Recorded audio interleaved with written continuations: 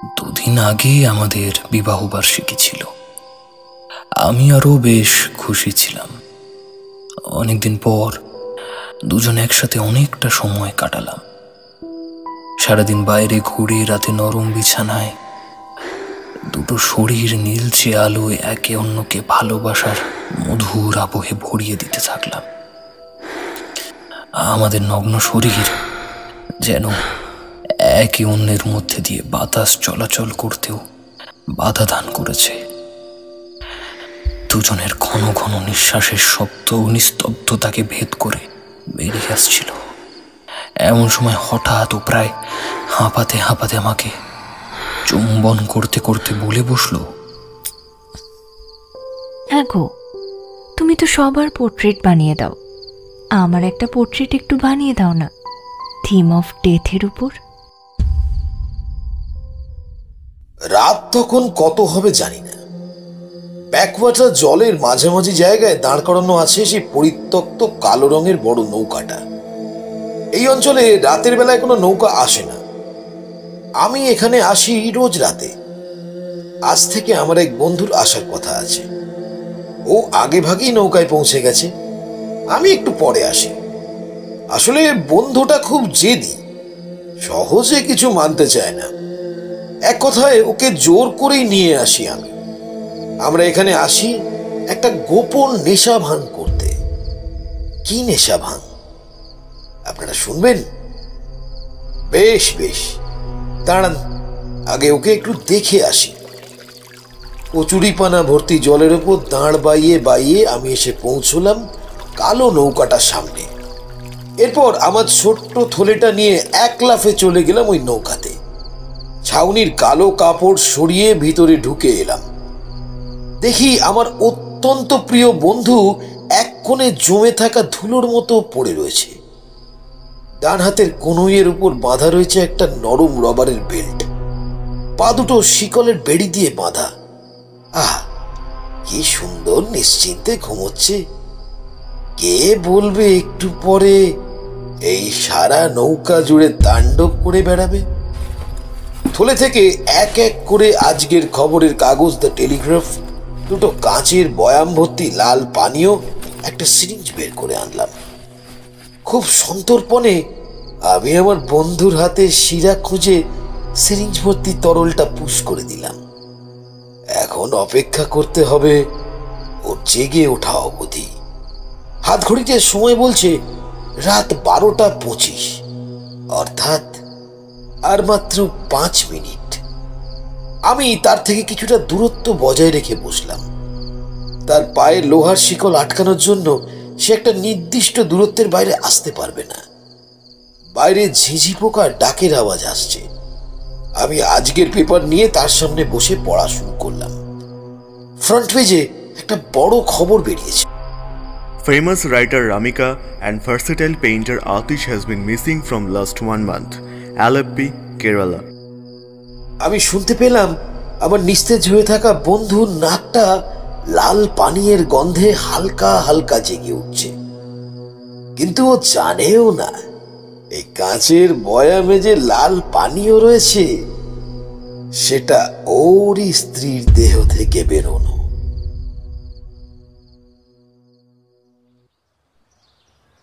এর ঠিক 10 বছর পরের ঘটনা। সাউথ ক্যালকাটার নিশীথ অ্যাপার্টমেন্টের সামনে এসে দাঁড়ালো উবেরটা। লিফট দিয়ে ওপরে উঠে এসে কলিং বেলটা চোখে পড়ল তার।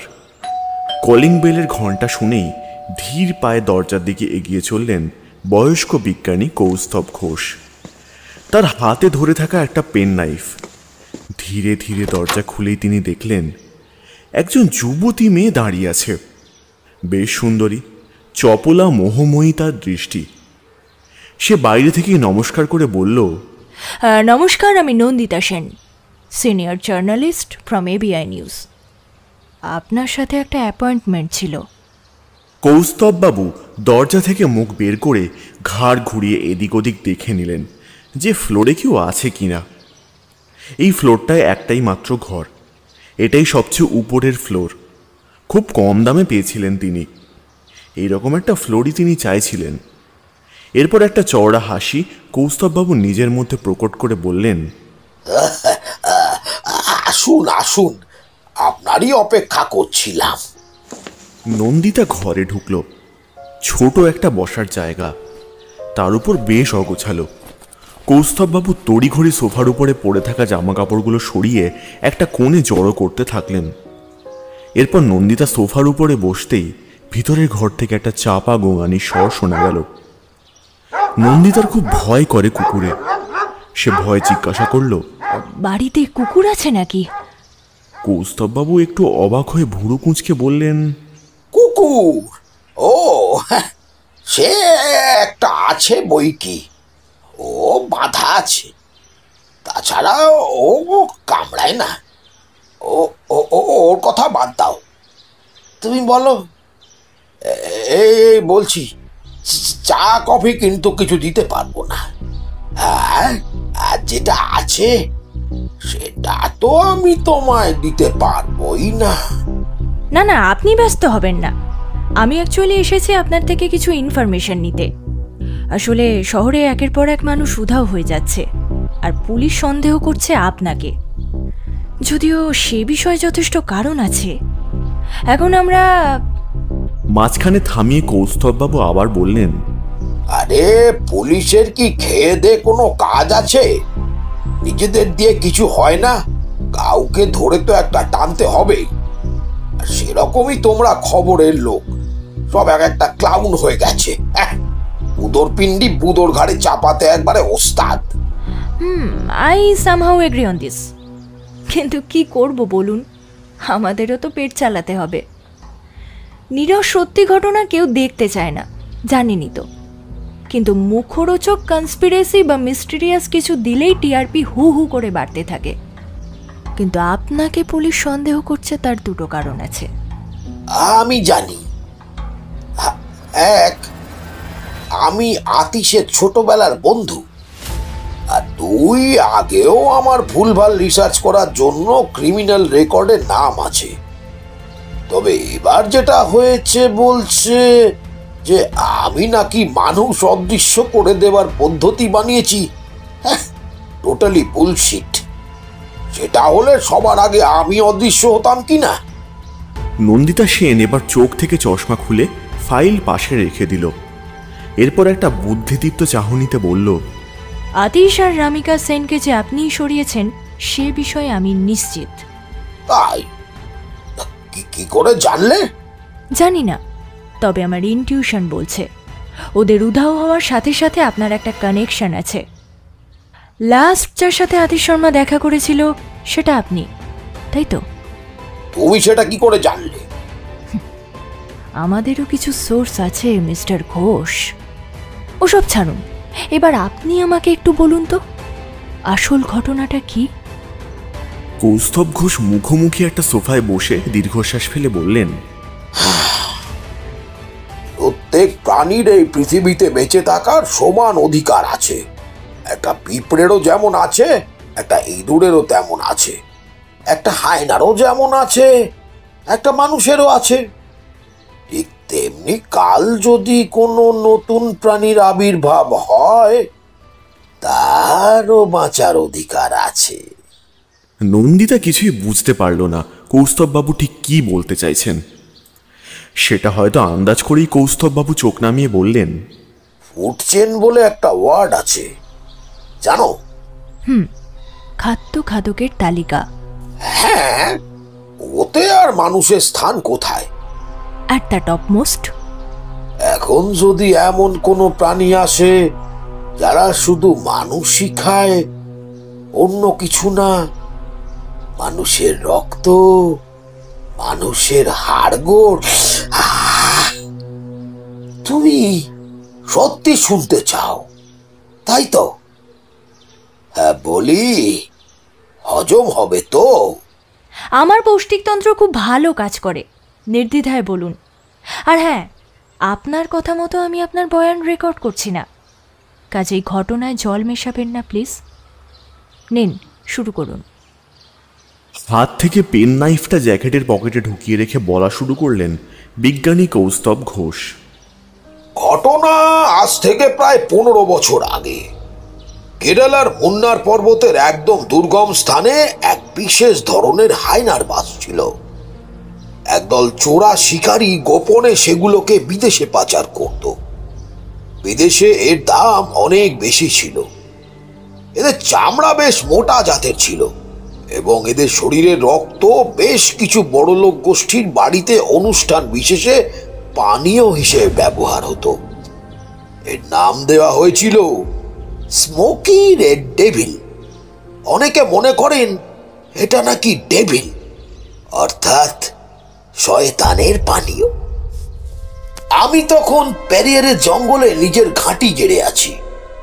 আমার কানে এই খবরটা আসে। খুব দেখার ইচ্ছে হলো এই হায়নাকে। একদিন রাতে চুপি চুপি জিপ গাড়ি নিয়ে বেরিয়ে পড়লাম পেরিয়ার জঙ্গল থেকে।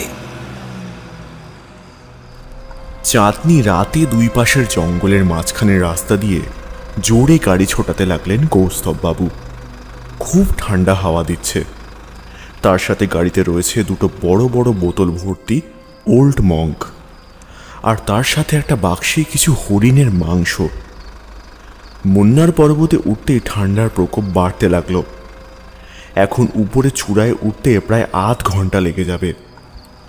তবে মুন্নার পর্বতের রাস্তা খুব মসৃণ। চূড়ায় পৌঁছে তিনি দেখলেন কতগুলো ছোট ছোট তাঁবু ফেলা, আর কিছু কিছু জায়গায় আগুন জ্বলছে। হয়তো ঠান্ডায় শিকারির দল আগুনে হাত পা পোহাচ্ছে। তিনি এক বোতল ওল্ড মঙ্ক আর একটা বাক্স ভর্তি হরিণের মাংস নিয়ে সেই দিকেই এগিয়ে গেলেন।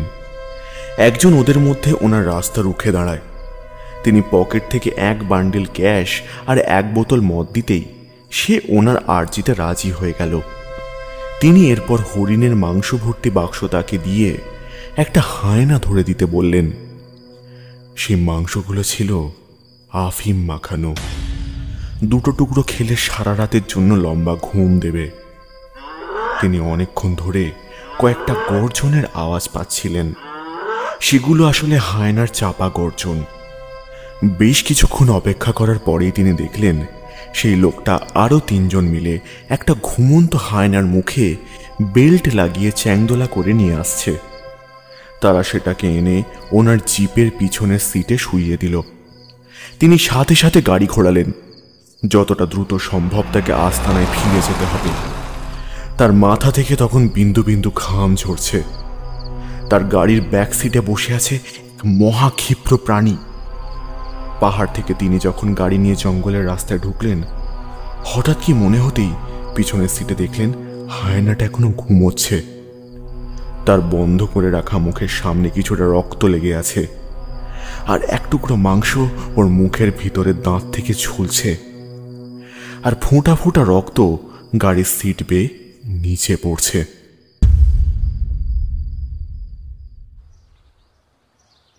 টিভির খবরে বারবার বলা হচ্ছে আজকের হেডলাइनটা, आज से केरला के कुछ जगहों पे तेज तूफान और भारी बरसात होने की संभावना है। मछुआरों को बोला गया है आज समुद्र ना जाए। रेस्क्यू टीम अभी से ही किनारे के आसपास रहने वाली बस्ती को खाली करने में लगे हुए हैं। आने वाले 3 दिन तक अपने ही घर में सुरक्षित रहें। কিন্তু ইতিমধ্যে বৃষ্টি, মেঘের গর্জন, তীব্র বেগে হাওয়া আর রাত্রির অন্ধকার যেন কেরালাকে নতুন রূপ দান করেছে। ঘরের জানালাগুলো ভালো করে বন্ধ করে দিচ্ছিলেন মিসেস খাতুন। তারা বাঙালি। স্বামীর কর্মসূত্রে এখন কেরালায় বসবাস।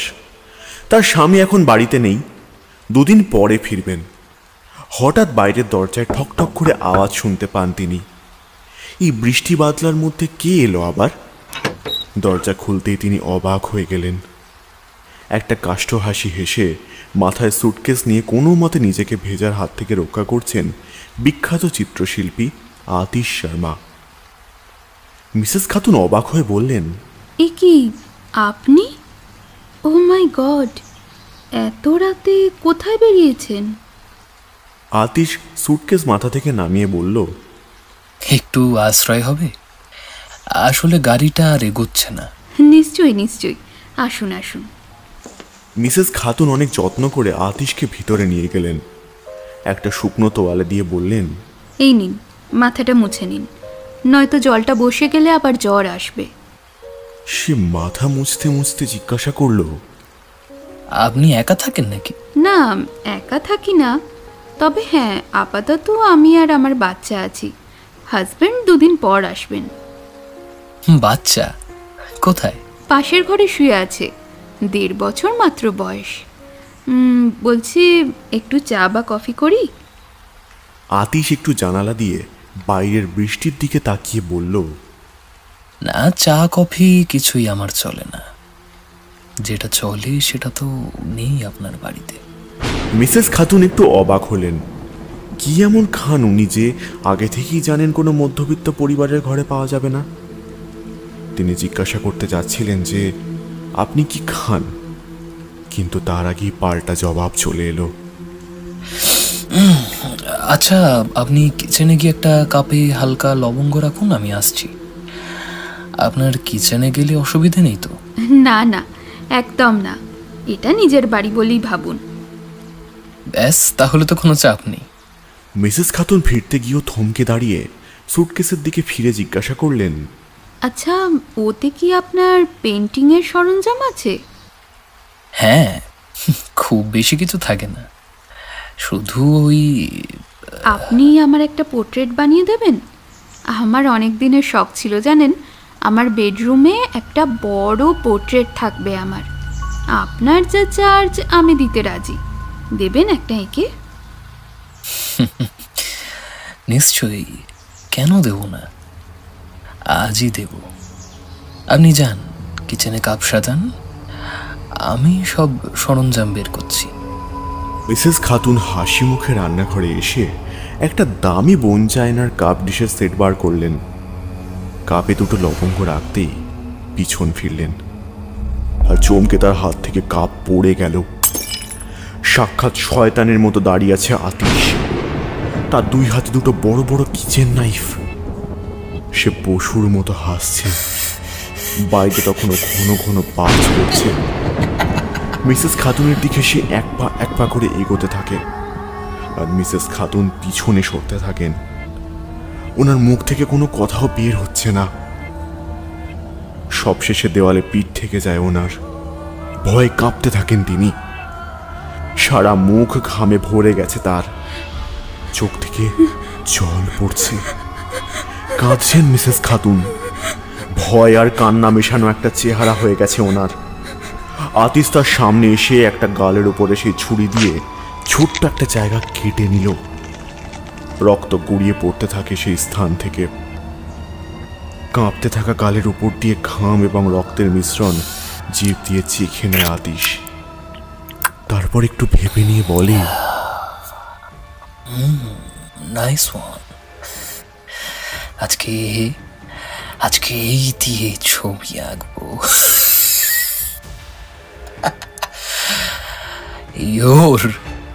Your bloody portrait.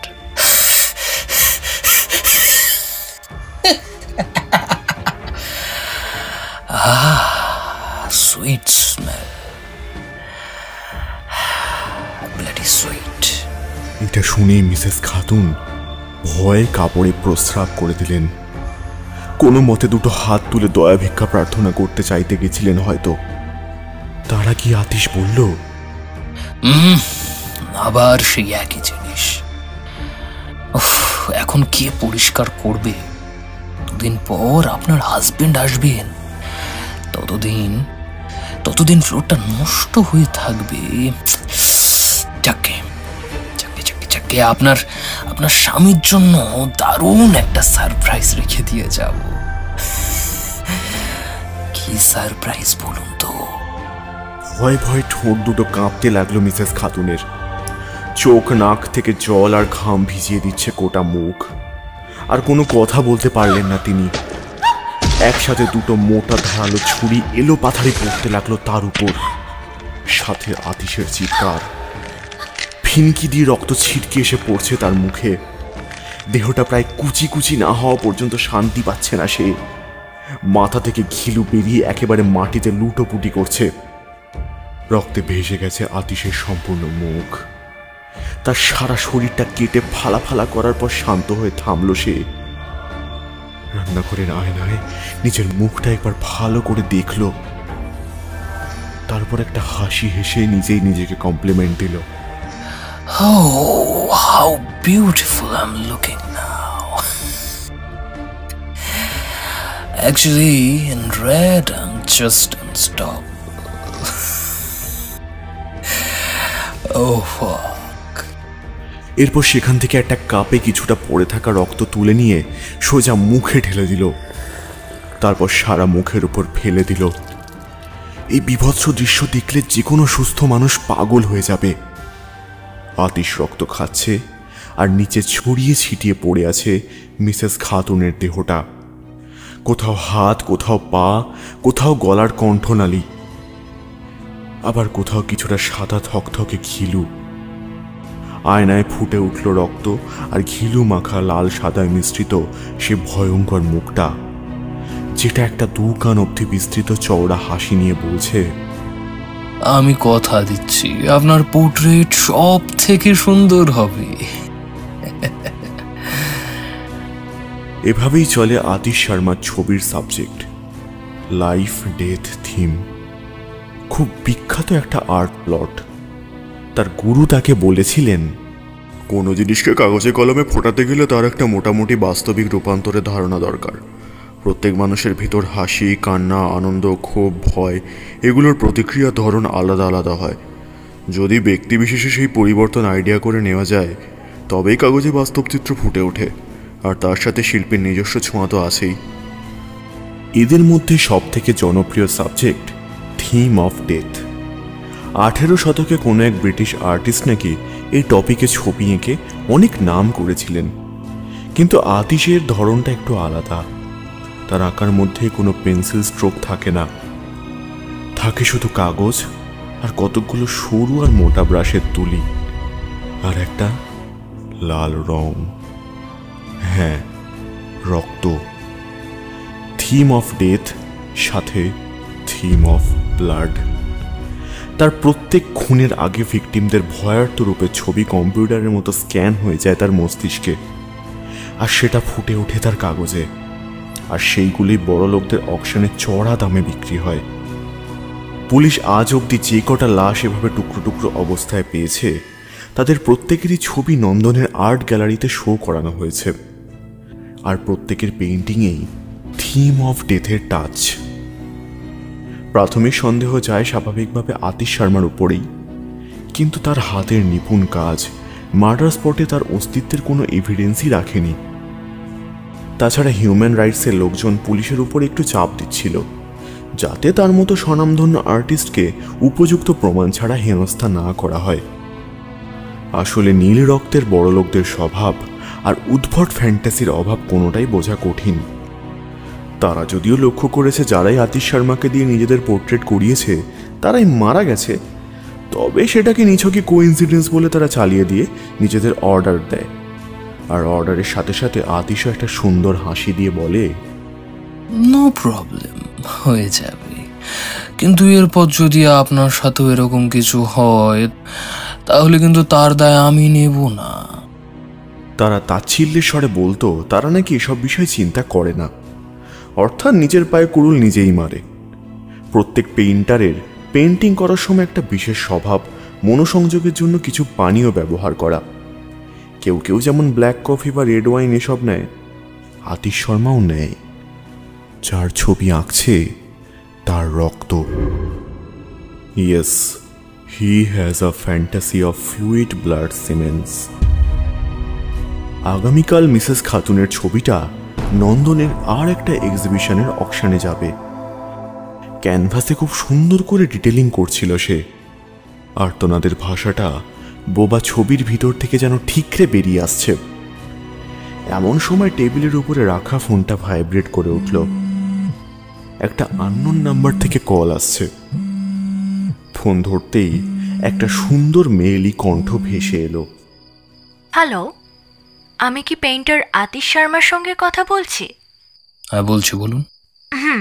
নমস্কার, আমি রামিকা সেন। আসলে কালকে আপনার যে এক্সিবিশনটা হচ্ছে, আমি তার একটা পাস চাই। কাইন্ডলি যদি একটু ব্যবস্থা করে দেন। এক মিনিট, রামিকা সেন মানে আপনি কি রাইটার রামিকা সেন? হ্যাঁ, ঠিকই ধরেছেন। আসলে আপনার ছবির লাইভ অকশনে যাওয়ার ইচ্ছে আমার বহুদিনের, কিন্তু কোনোবারই সুযোগ হয়নি। এইবার আমি যেতে চাই। আচ্ছা আচ্ছা, আপনি কি আমার সাথে যেতে পারবেন? মানে আপনার প্রবলেম না হলে আমি পিক আপ করে নেবো আমার গাড়িতে, পাস লাগবে না। কিছুক্ষণ ভেবে নিয়ে ওদিক থেকে উত্তর এলো, ঠিক আছে, যদি এক্সিবিশনের পর এক কাপ চা খাওয়া হয় তবেই। নিশ্চয়ই নিশ্চয়ই, আমি তাহলে আপনাকে কাল 10টায় পিক আপ করবো জাকির হোসেন মোড় থেকে। Thank you, good night. Phone রাখতেই একটা হালকা হাসি খেলে গেল আতিশের মুখে। না, এবার আর সেই পৈশাচিক রক্ত হিম করা হাসি নয়, মধুর স্নিগ্ধ হাসি। সে রক্ত খায় বলে কি সে মানুষ নয়? তার কি মন নেই? সে কি ভালোবাসে না? তার কি পছন্দের নারী থাকতে নেই? শুধু কেউ ছবি আঁকতে বললেই কেমন জানি তার ভিতরে জানোয়ারটা হঠাৎ করে একটা ধারালো চিত্র তুলে ধরে যে এই মানুষটা থিম অফ ডেথ সিচুয়েশনে কেমন রিয়্যাক্ট করবে। আর তারপর যেন আর নিজেকে কাবু করতে পারে না সে। রক্ত দেখলে কেমন জানি কুড়ে ওঠে ওর ভিতরটা। ওটা বাদে বাকি তো সে সাধারণ মানুষের মতনই। হ্যাঁ, অবশ্যই আছে তার ভালোবাসার মানুষ, রামিকা সেন। বেশ ম্যাচিওর রাইটার, দক্ষ হাতে লেখা লেখে নিনি। ভাষার সাবলীলতা যেন ছুরির ধারকেও হার মানায়। সেই মানুষটা কাল তার নিত্যদিনের সঙ্গী, কথাটা ভেবেই বেশ ভালো লাগলো আতিশের। সেদিন রাত্রে উৎকণ্ঠায় ভালো ঘুমই হলো না তার। ভালোবাসা জিনিসটা এমনই। পরের দিন ঠিক সকাল 9:50 একটা সাদা BMW এসে দাঁড়ালো রাজারহাটে জাকির হোসেন মোড়ে। জায়গাটা দিনের বেলাও বেশ শুনশান। পুরনো একটা খাল কবে থেকে পড়ে আছে। কিছুক্ষণ দাঁড়াতেই সে দেখতে পেল সামনে দিয়ে আসছে রামিকা সেন। আতিশের প্রায় হার্টবিট বন্ধ হয়ে যাওয়ার জোগাড়। কালো শাড়িতে মোহিনী লাগছে তাকে। চোখের চাহনি, ঠোঁটের হাসি যেন কোনো চপলা হরিণী। সে এসে গাড়িতে উঠতেই বলল, সুপ্রভাত, অনেকক্ষণ এসেছেন কি? সুপ্রভাত, বেশিক্ষণ না, ওই 2 মিনিট। আচ্ছা, তারপর আপনার ড্রয়িং কোথায়? দেখছি না তো। হ্যাঁ, ডিকিতেই ঢোকানো আছে, একবারই না হয় দেখবেন সকলের সাথে।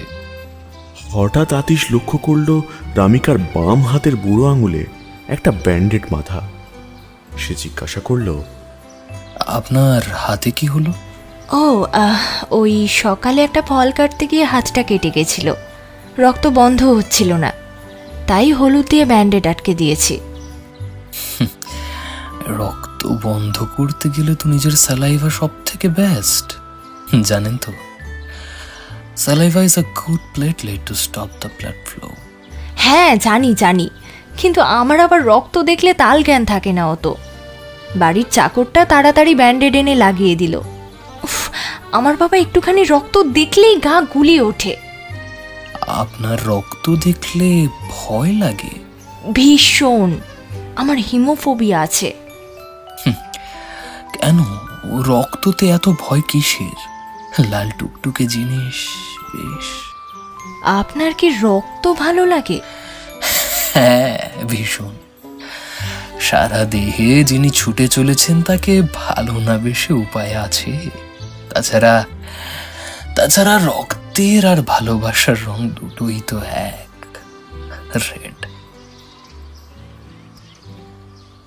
গাড়ি চলতে লাগলো নন্দনের দিকে। আর্ট গ্যালারিতে ঢুকতেই সকলে তাদের দুজনকে একসাথে সাদরে আমন্ত্রণ জানালো। যখন আতিশের ছবি অকশন টেবিলে উঠল, তখন রামিকা সেন অদ্ভুত দৃষ্টিতে সেই ছবির দিকে এগিয়ে গেল। একটা ছবি এত জীবন্ত হতে পারে সেটা সে ভাবতেই পারেনি।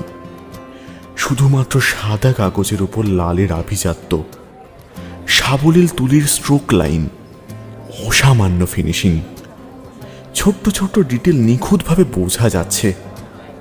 আতিশ তার পিছু পিছু গিয়ে জিজ্ঞাসা করল, কেমন বুঝছেন? ভালো হয়েছে? রামিকা বেশ অদ্ভুত কণ্ঠে একদৃষ্টে ছবির দিকে তাকিয়ে বলল, একটা ওয়ান কালারিং পোর্ট্রেট যে এত লাইভ হতে পারে জাস্ট ভাবাই যায় না। মনে হচ্ছে যেন আপনি ঠিক ওদের মৃত্যুর সময় উপস্থিত ছিলেন সেখানে। প্রত্যেক মুহূর্ত আপনার মস্তিষ্কে গেঁথে গেছে, নইলে এত জীবন তো সম্ভব নয়। একটা হালকা হাসি হাসল আতিশ। সমস্ত ছবি এক্সিবিশনে শো করানোর পর তারা দুজন চলে এলো সামনের চায়ের দোকানে। রামিকা হেসে বলল, চা কিন্তু আমার তরফ থেকে। না না, সেটা কি করে হয়? আপনি তো আমার গেস্ট। না বললে তো শুনবো না। প্রথমবার আপনাকে সাথে নিয়ে আপনার আঁকা দেখলাম, এটা তারই দক্ষিণা। চা একটু পরেই চলে এলো। রামিকা চায়ে চুমুক দিয়ে বলল, আচ্ছা, আপনি এই থিমটা, মানে এই থিম অফ ফিয়ার, এটা কোত্থেকে ইনহেরিট করলেন? থিম অফ ফিয়ার না, এটা থিম অফ ডেথ। আর আমি কোথাও থেকে ইনহেরিট করিনি, শুধু নিজের গুরুর কাছে কয়েকটা ইনস্ট্রাকশন পেয়েছিলাম, সেগুলোই ফলো করি। একজন মানুষকে দেখে আপনি বুঝে যান যে তার সামনে হঠাৎ মৃত্যু এলে তাকে কীরকম লাগবে বা তার এক্সপ্রেশন কেমন হবে?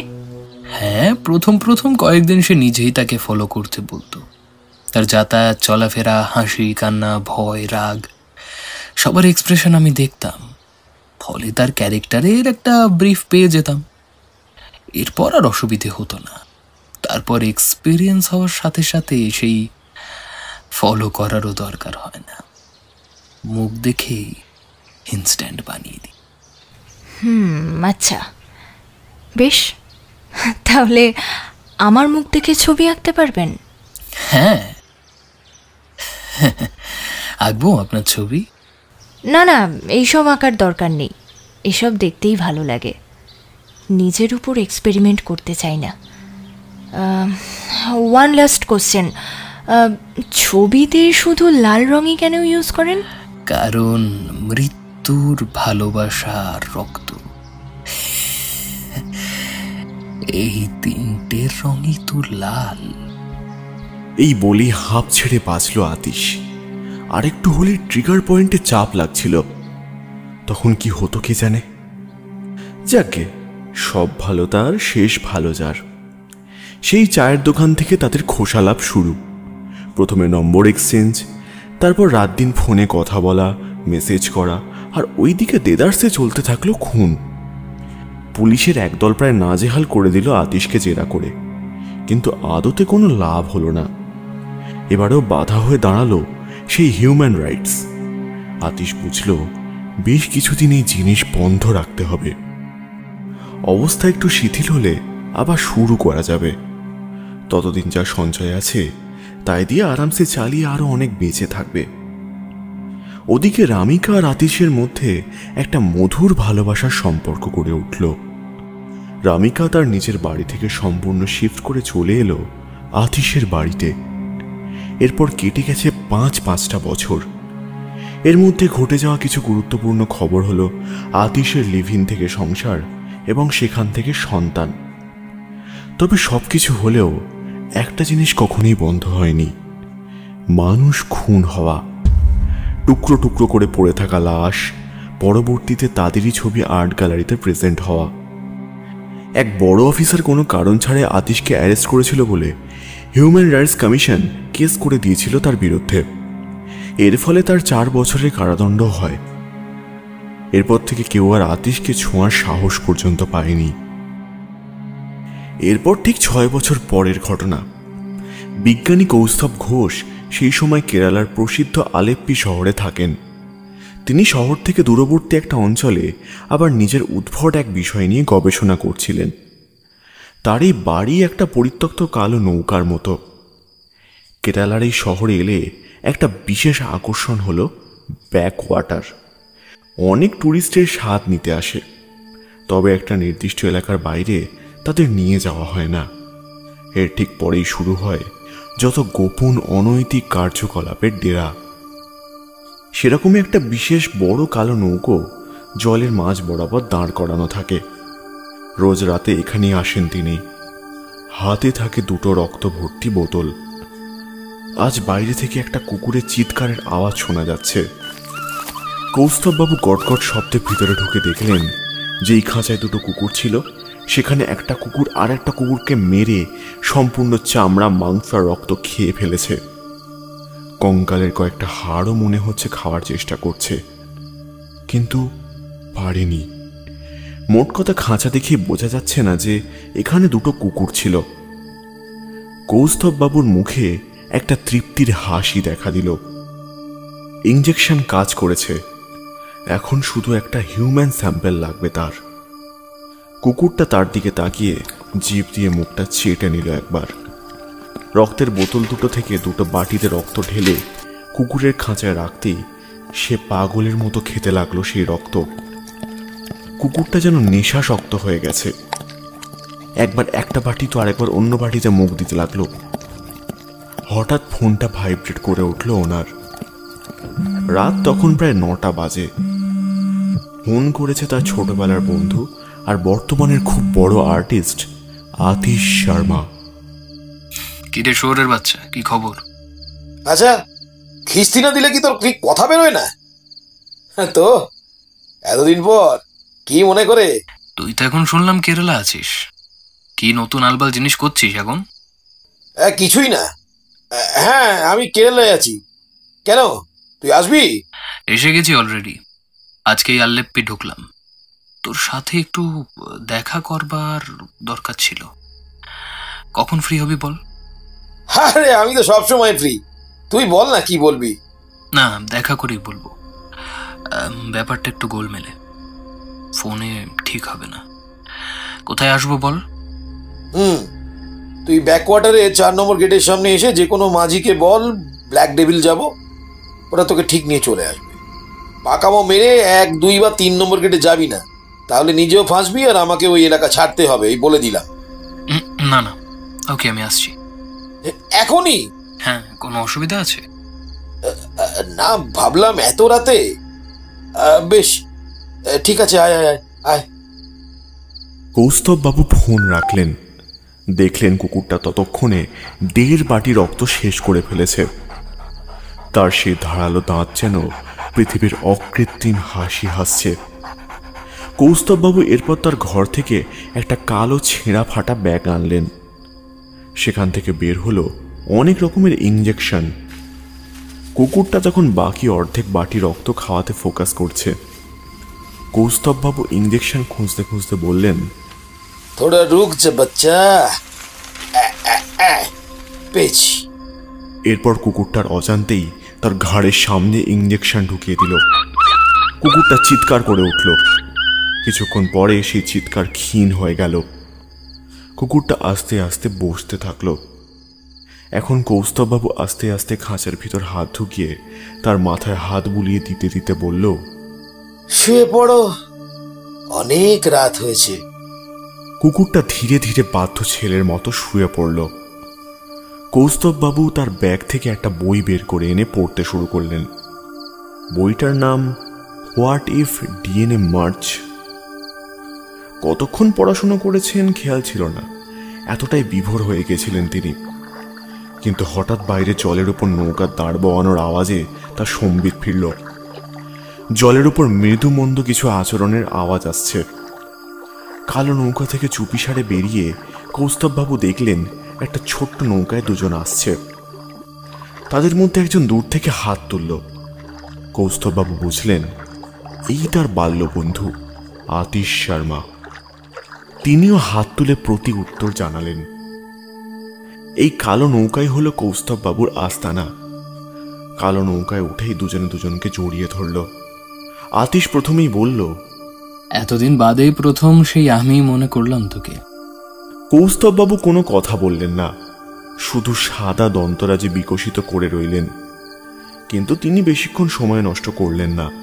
খুব চটপট তাকে ভিতরে নিয়ে গিয়ে একটা পুরনো বসার ঘরে বসিয়ে জিজ্ঞাসা করলেন, এবার বল তোর সমস্যাটা কি?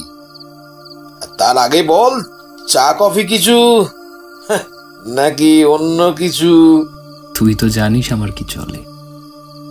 হুইস্কির ব্যবস্থা এখানে করা একটু এই মুহূর্তে চাপ। ওটা বাদে তুই যেটা খাস সেটা পেতে গেলে এই মুহূর্তে বাইরে তো নৌকা সওয়ারিকে খতম করতে হবে, আর সেটা করলে আজ রাতে তোকে এই জলে ইংলিশ চ্যানেলের মতো সাঁতরে যেতে হবে। একটু জলই দে বরং। কৌস্তববাবু একটা জলের বোতল তার দিকে ছুঁড়ে দিল। জন্টি রোডসের মতো এক হাতে লুফে নিল আতিশ। ঢকঢক করে কিছুটা গলাধ্যকরণ করে সে শুরু করলো।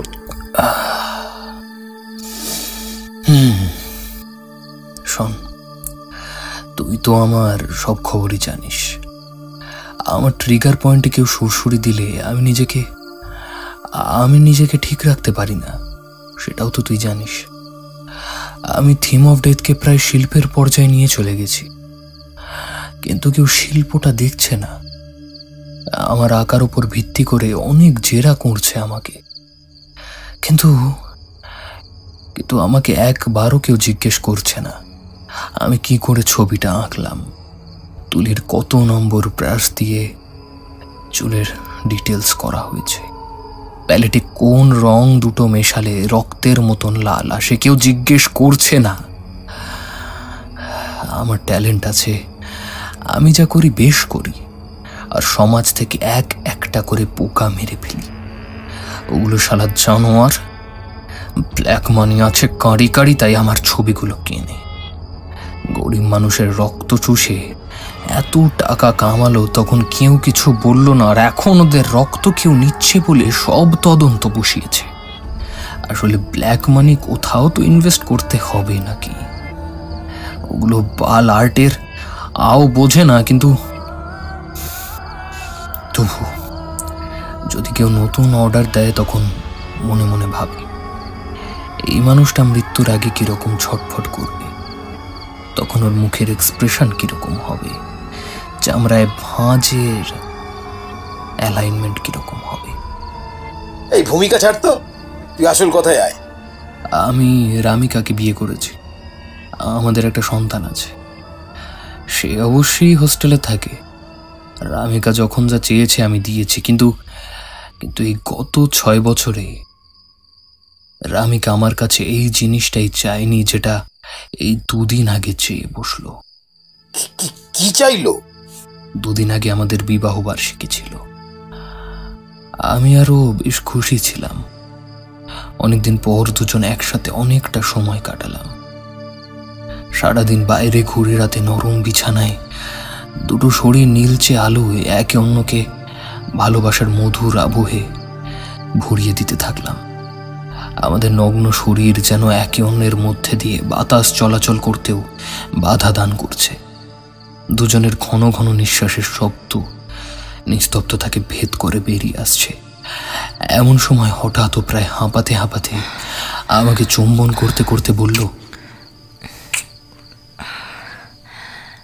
হ্যাঁ গো, তুমি তো সবার পোর্ট্রেট বানিয়ে দাও, আমার পোর্ট্রেট একটু বানিয়ে দাও না, থিম অফ ডেথের উপর। ওর নেশা ভরা কণ্ঠে এই কথাটা শুনেই আমি বেশ থমকে গেলাম। যে কাজ আমি করছিলাম সেই কাজ থেকে মনটা তৎক্ষণাৎ ঘুরে গেল। নিজেকে সামাল দিয়ে জিজ্ঞেস করলাম,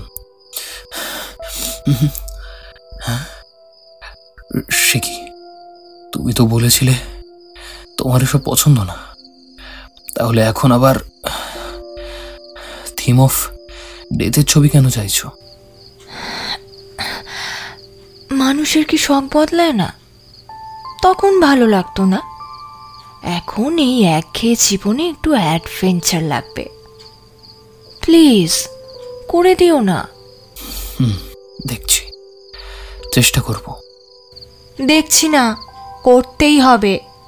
বিয়ের আগে তো খুব বলেছিলে চোখে দেখেই বুঝতে পারো। এখন দেখব তোমার ইমাজিনেশনের দৌড় কতদূর। সর্বনাশ! এরপর তুই কি বললি? কি আর বলবো, বলেছি ঠিক আছে দেব। ওই সময় আর অন্য কিছু বললে যেটা চলছিল সেটাও বন্ধ হয়ে যেত। কিন্তু তারপর থেকেই মাথায় একই জিনিস ঘুরে চলেছে। আমি রামিকাকে মারছি, পাগলের মতন শরীরের থেকে বের হওয়া রক্ত খাচ্ছি, আর ওর শেষ প্রাণ দিয়ে আমাকে কাতরভাবে ডাকছে। তুই বিশ্বাস করবি না, আমি দুবার ওর পিছনে বুচার নাইফ নিয়ে দাঁড়িয়েও ছিলাম, কিন্তু পরক্ষণেই মনে হয়েছে আরে কি করছি আমি, যদি ওকে মারিও তাহলে। পুলিশের সব সন্দেহ সত্যি হবে। বুঝলাম। কিছুক্ষণ ভেবে নিয়ে কৌস্তব ঘোষ বললেন, আচ্ছা, তোকে যদি এখন জিজ্ঞাসা করি তোর জীবনের শেষ ইচ্ছা কি, তুই কি বলবি? মানে তুই কি মেরে ফেলবি নাকি আমাকে? আরে না রে, বলবো পরে, তার আগে তুই বল। হ্যাঁ, একটা ইচ্ছে আছে, একটা স্পোর্টস কার রেস, একদম হলিউড সিনেমায় যেরকম হয়। কৌস্তব বাবু উঠে দাঁড়িয়ে সেই কুকুরের খাঁচার দিকে এগিয়ে গেলেন। এরপর তার সেই ছেঁড়া ব্যাগ থেকে আর একটা ইঞ্জেকশন বের করে ঘুমন্ত কুকুরটার পায়ে শিরা খুঁজে সেখানে ইনজেক্ট করলেন। আতিশ এই জিনিস দেখে প্রশ্ন করল, কি দিলি ওকে?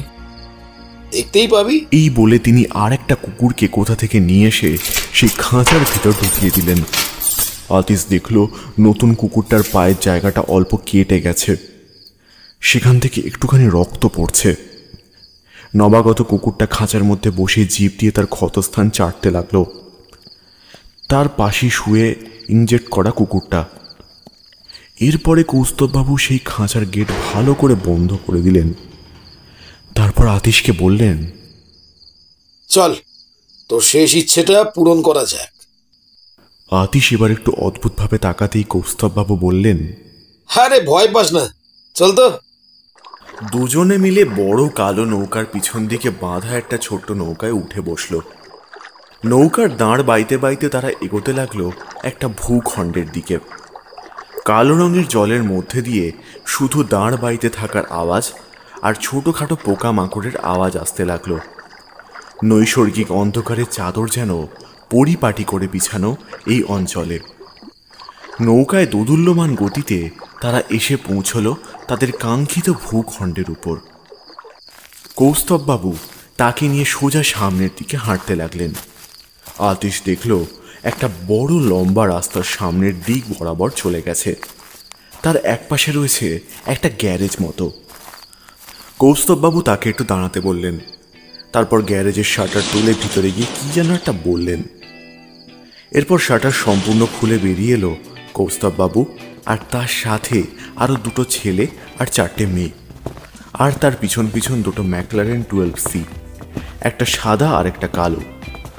কৌস্তববাবু এক মুখ হাসি নিয়ে তার দিকে এগিয়ে দিলেন একটা গাড়ির চাবি। তারপর বললেন, হারিয়ে দেখা আমাকে। দুটো গাড়িকে তারা রেসিং ট্র্যাকের সামনে এসে দাঁড় করালো।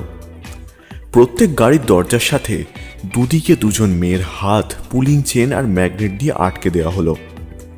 মেয়ে চারটের পরনে কালো কোট, টাইট কালো প্যান্ট, হাতে গ্লাভস, চোখে এয়ার প্রোটেক্টর গগলস, পায়ে পরানো ম্যাগনেটিক রোলার কোস্টার জুতো। অর্থাৎ সিস্টেম এমন যে গাড়ি যত জোরে ছুটবে তত জোরেই দুই পাশের দুজনের গতি পাল্লা দিয়ে দৌড়াবে। যদি কেউ ডিসব্যালেন্স হয়ে যায় তাহলে সে অটোমেটিক লুজার। একজন তাদের মাঝে এসে দাঁড়িয়ে একটা মশাল তুলে ধরল। দুজনেই তৈরি। গাড়ি ক্রমাগত গর্জন করছে। মশাল নামতেই দুজনের গাড়ি স্টার্ট দিল। কয়েক সেকেন্ডের মধ্যে গাড়ির গতি 100 ছুঁয়ে ফেলল। তার সাথে দুজনেই খেয়াল রাখতে থাকলো তাদের দুই পার্টনারের দিকে। তাদের অসুবিধে না করিয়ে সর্বোচ্চ স্পিড তুলতে হবে। অন্ধকার রাতে দুটো নীলচে আলো দ্রুত গতিতে একদিকে ছুটে চলেছে। আতিশ একবার চেঁচিয়ে বলল, I'm living in my dream. Thanks, bro. Mention not. অবশেষে যখন রেসিং ট্র্যাকের প্রায় শেষে এসে পৌঁছাতে কিছুক্ষণ বাকি, তখন দুজনেই নাইট্রো পুশ করল। আতিশ শেষ মুহূর্তে এসে হালকা বেশি অ্যাক্সিলারেট করে জিতল। রেস শেষ হতে আতিশ দেখল কৌস্তববাবু তাদের হাতে টাকা দিয়ে থ্যাংক ইউ বলে তার দিকে এগিয়ে এলেন। সে জিজ্ঞাসা করল, তুই কি ইচ্ছে করে হারলি? চল নৌকায় ফেরত যাই, আসল চমক তো এখনো বাকি আছে। হাঁটতে হাঁটতে আবার তারা ট্র্যাক থেকে পেরিয়ে সে জলের কাছাকাছি এসে পৌঁছালো। আতিশকে এখন বেশ ফুরফুরে লাগছে। কৌস্তববাবু দাঁড় বাইতে বাইতে বললেন, এটা সত্যি কথা বলতে এবার, তুই কি আদৌ রেমিকাকে ভালোবাসিস বলে মারতে চাইছিস না, নাকি পুলিশের ভয় মারছিস না? দেখ, অনেকদিন হলো আমি ছবি আঁকি না, মানুষ আমাকে প্রায় ভুলতে বসেছে, আর পুলিশও। কিন্তু এখন যদি আমি নতুন করে শুরু করি তাহলে আবার পুলিশ নতুন করে সজাগ হবে, টাকা পয়সা আবার আসবে, সেটাও ঠিক। কতদিন আর জমানো টাকা চলবে?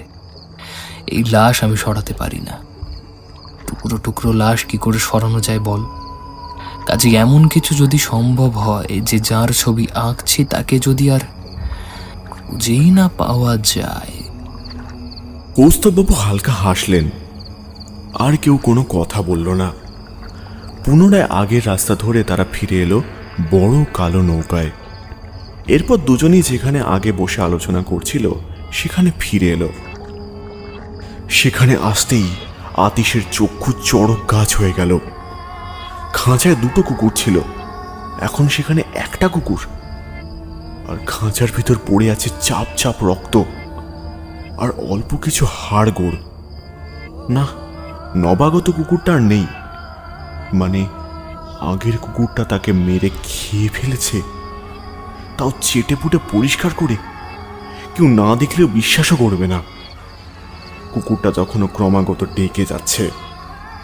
কৌস্তববাবু আবার তাকে ঘুমানোর ইঞ্জেকশন দিয়ে শান্ত করিয়ে দিলেন। এরপর হাত মুছতে মুছতে বললেন, this is the power of smoky red devil. সেটা কি? আয় দেখাচ্ছি। কৌস্তববাবু তাকে সাথে নিয়ে নৌকার ভিতরের একটা ঘরে ঢুকলেন। ঘরটায় ঢুকতে একটা পচা গন্ধ আসতে লাগলো। তার অবশ্য কারণ আছে একটা। সিলিং থেকে ঝুলছে অসংখ্য মাংসের পিণ্ড। প্লাস্টিকের কাটা কাটা পর্দা দিয়ে সেকশন মতো করা আছে ঘরের বিভিন্ন জায়গায়। দেয়াল থেকে কয়েক রকমের অস্ত্র ঝুলছে, সবই মাংস কাটার অস্ত্র।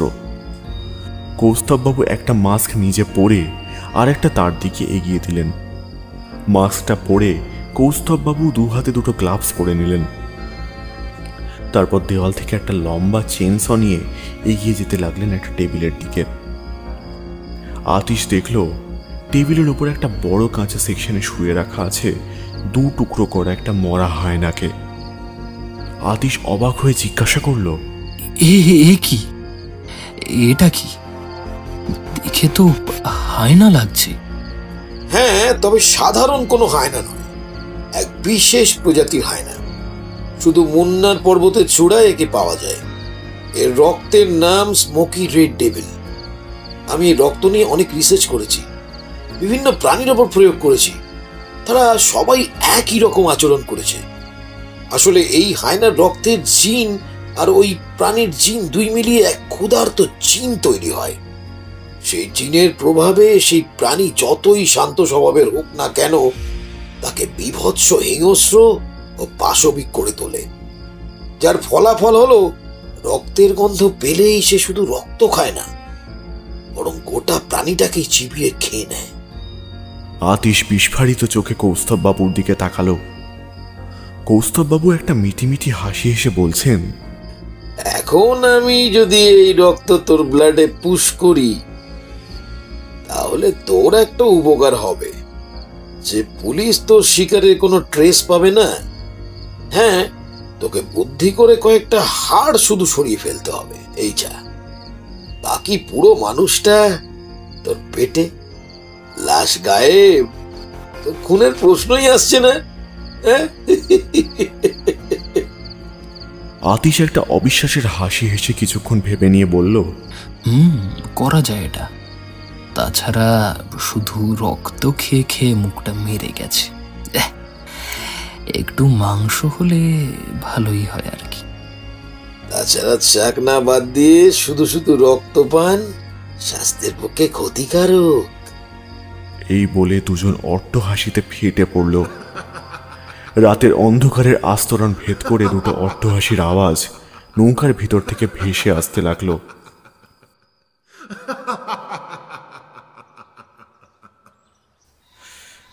বিজ্ঞানী কৌস্তব ঘোষ এক নাগাড়ে মাথা নিচু করে ঘটনাগুলো বলে যাচ্ছিলেন।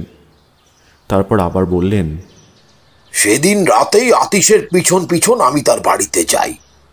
সব ঠিকঠাক চলছিল, কিন্তু র্যামিকা ছবির কথা তুলতেই সে তার স্ত্রীকে খুন করে, বড় নৃশংসভাবে মারে।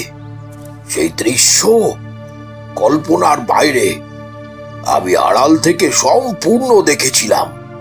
র্যামিকা যেই ছবির প্রসঙ্গ তুলল, তখনই আতিশ কিরকম পাগলের মতো দুটো বুচার নাইফ নিয়ে ঝাঁপিয়ে পড়লো তার উপরে। র্যামিকা বুঝতেও পারেনি কি হচ্ছে। ভয়ে আশঙ্কায় তার চোখ দিয়ে জল বেরিয়ে এলো, সারা দেহ কাঁপছিল তার।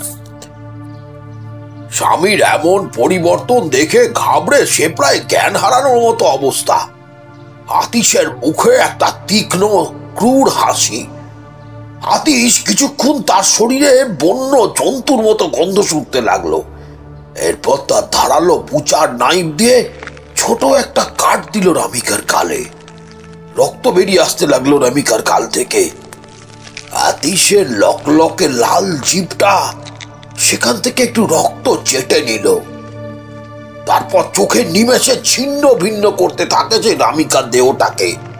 রক্ত আর মাংস ছিটিয়ে পড়তে থাকে যত্রতত্র। আতিশ পাগলের মতো দুটো বুচার নাইফের কোপ মারতেই থাকে। আর যেই রক্তের গন্ধ নাকে গেছে তার, জেগে উঠল তার ভিতরে আমার পুশ করা স্মোকি রেড ডেভিল। দুই পা থেকে রীতিমতো 4 পায়ে নেমে আসে আতিশ। কিন্তু আমি তাকে একটা মিথ্যে কথা বলি, বা বলতে পারো একটা বিষয় লুকিয়ে যাই।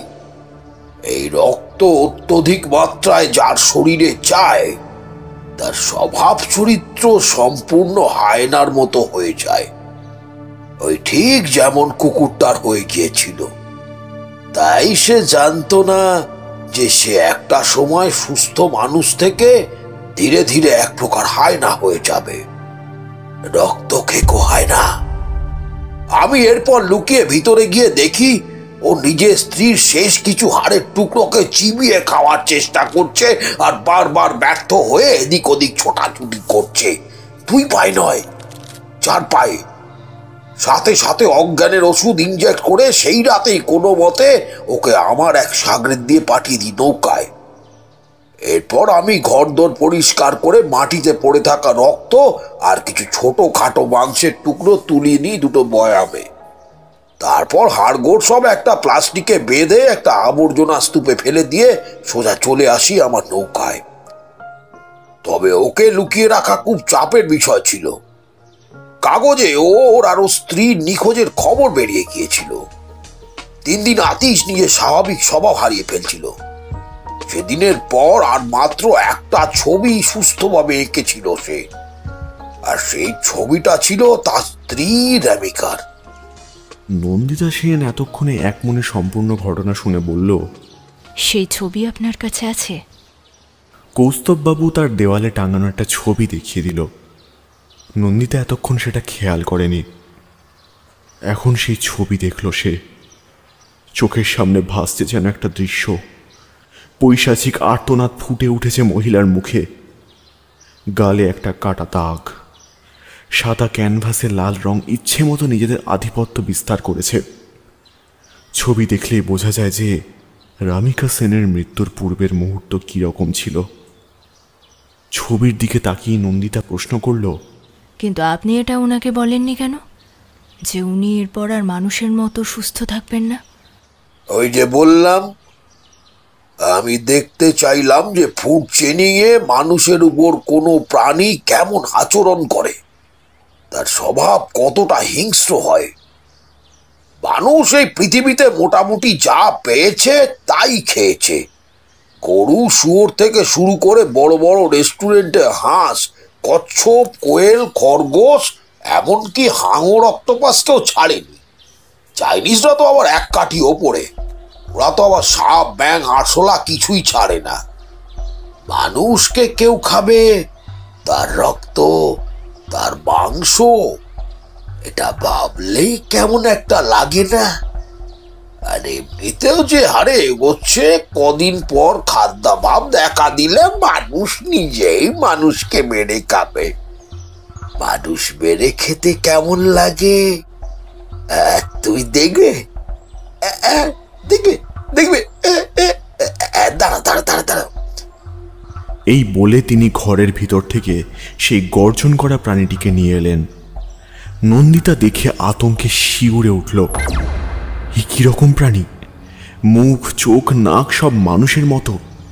পরনে শুধু একটা ময়লা কাপড় তার লজ্জা সংবরণ করছে। হিংস্র দাঁতগুলো থেকে লালারস ঝরে পড়ছে, কিন্তু দৈহিক গড়ন মানুষের মতন। সারা শরীর কালো রঙের লোমে ঢাকা। কৌস্তববাবু এবার একটা টেরা হাসি হেসে বললেন,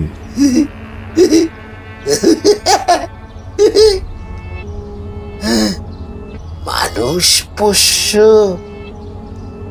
কখনো দেখেছেন মিসেন? Here it is. Look how cute he is. Nandita ভয় উঠে দাঁড়িয়ে প্রায় ছিটকে গেল।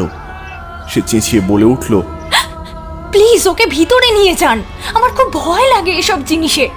আপনাকে আগেই বলেছিলাম যে এসব করবেন না, প্লিজ নিয়ে যান ওকে। কেন মিসেন, ভয় কি আছে? এটি তো আপনারই বাবা। দেখুন না, আপনার বাবার তো খিদে পেয়েছে, আপনি খাওয়াবেন না? ভালো কথা। ও এখন নিজেকে ট্রিগার করতে রক্তের গন্ধ লাগে না। এটা ওর একটা এভলিউশন বলতে পারেন। আর আর আমার এভলিউশন হলো আপনার বাবার সাথে সাথে আমিও একটু আধটু নেশা ভাঙ করি। রক্ত খেতে আমার এখন বেশ ভালোই লাগে। চমকে উঠল নন্দিতা সেন। লোকটা কি করে জানলো এসব? সে যে আতিশ শর্মা রামিকা সেনের একমাত্র কন্যা নন্দিতা সেন। বিস্ফারিত চোখে এসে বিজ্ঞানীর চোখে কুটিল দৃষ্টি অনুধাবন করল। তার পাশবিক হাসি তার ঠোঁটের গোড়ায় লেগে আছে। বিজ্ঞানী কৌস্তব বললেন, welcome to the hero Miss Sen.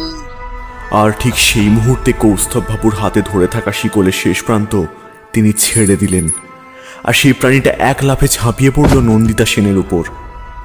Kaustav বাবুর একটা পৈশাচিক হাসি ছড়িয়ে গেল সেই ফ্লোরটায়। নন্দিতা ঢোকার সময় নেম প্লেটের নিচে একটা কথা খেয়াল করেনি। সেখানে লেখা আছে, কুকুর হইতে সাবধান, রক্তপান স্বাস্থ্যের পক্ষে ক্ষতিকারক।